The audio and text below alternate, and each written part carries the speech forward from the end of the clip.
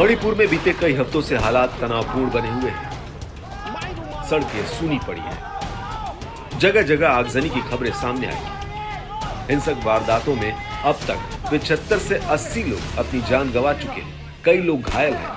हजारों लोगों की प्रॉपर्टी आग के हवाले कर दी गई। मणिपुर में नक्सल समस्या और कश्मीर जैसे हालात बन रहे हैं। यहाँ तक कि सेना प्रमुख मनोज पांडे भी मणिपुर का दौरा कर चुके हैं। अब खुद गृह मंत्री अमित शाह एक्शन में आ गए हैं। गृह मंत्री 29 मई से 1 जून तक राज्य में रहेंगे ताकि राज्य में शांति बहाली का प्रयास किया जा सके। लेकिन ये समझना जरूरी है कि आखिर पूर्वोत्तर भारत के इस राज्य में अचानक ऐसा क्या हुआ जिससे माहौल इतना खराब हो गया। पहला कारण यह है कि मणिपुर के मैतेई समुदाय के लोग हमेशा से मांग करते रहे हैं कि उन्हें अनुसूचित जनजातियों में शामिल किया जाना चाहिए। लेकिन नागा और कुकी समुदाय को लगता है कि अगर ऐसा हुआ तो उनका हक छिन जाएगा। राज्य में जमीन के अधिकारों को लेकर संघर्ष बढ़ जाएगा, क्योंकि राज्य में 50% से ज्यादा आबादी मैतेई समुदाय की ही है।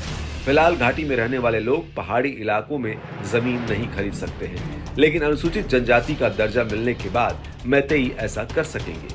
मणिपुर हाई कोर्ट ने मैतेई को एसटी में शामिल करने का आदेश जारी किया, जिसके विरोध में हिंसा भड़क गई। दूसरा कारण यह है कि राज्य सरकार का मानना है कि म्यांमार से गैर कानूनी तरीके से सीमा पार कर आ रहे लोग गैर कानूनी तरीके से ही मणिपुर के जंगलों में बसते जा रहे हैं और इसके चलते धड़ल्ले से सरकारी जमीनों, संरक्षित जंगलों पर भी कब्जे हो रहे हैं। इसे रोकने के लिए सरकारी जमीनों और जंगलों से कब्जे खाली करवाए गए। सरकार के इसी फैसले का कुकी समुदाय विरोध कर रहा है। तीसरा कारण यह है कि मणिपुर में पहाड़ी इलाकों में अफीम की खेती पर रोक लगाने के लिए सरकार ने अफीम की फसल नष्ट करने के आदेश जारी किए और कई लोगों को गिरफ्तार किया। ड्रग माफिया पर भी लगाम लगाने के लिए मणिपुर सरकार ने कड़े फैसले लिए। सरकार के इन फैसलों का कुछ स्थानीय समुदायों ने इसलिए विरोध किया कि राज्य सरकार उनका रोजगार छीन रही है और बाद में नष्ट की गई खेती के मुआवजे का वादा भी राज्य सरकार ने पूरा नहीं किया।